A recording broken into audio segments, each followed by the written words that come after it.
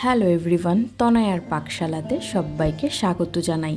যারা first time চ্যানেলটা visit করছো তাদের কাছে অনুরোধ রইল চ্যানেলটা সাবস্ক্রাইব করো, পাশে থাকা বেল আইকনটি প্রেস করো যাতে নতুন নোটিফিকেশান তোমাদের কাছে চলে আসে। এখন শীত যেতে না যেতে গরমের কিন্তু একটা প্রভাব পড়েই গিয়েছে, তাই জন্য তোমাদের জন্য একটা নিয়ে এসেছি দারুণ রেসিপি, পাকা টমেটোর ঝাল টক।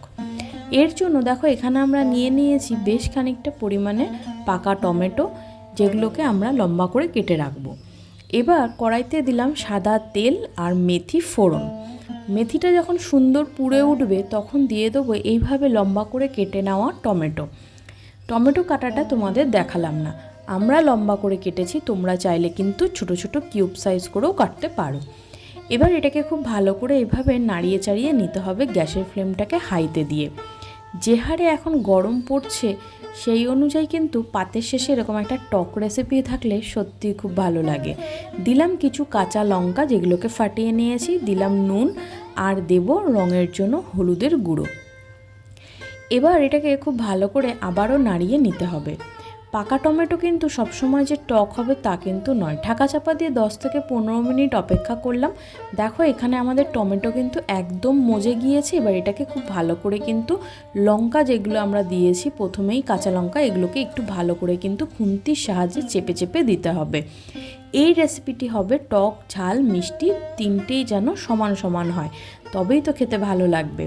দেখো এবার খুব ভালো করে ঘেটানো হয়ে গেলে তখন এর মধ্যে দিয়ে দেবো পরিমাণ মতন গরম জল। এখানে জলের কোয়ান্টিটিটা সম্পূর্ণ তোমরা নিজেদের পছন্দ মতন দিও, কে কতটা পাতলা বা কতটা গাঢ় খেতে চাইছো তার উপরে।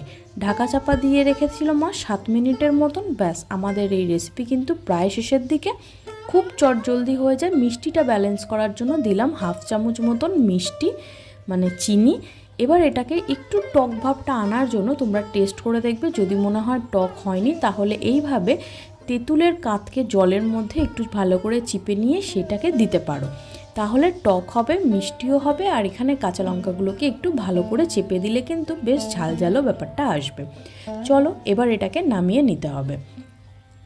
টক ঝাল মিষ্টি সম্পূর্ণটা হয়ে গিয়েছে। এবার এর মধ্যে একটা ছোট্ট টুইস্ট দেব।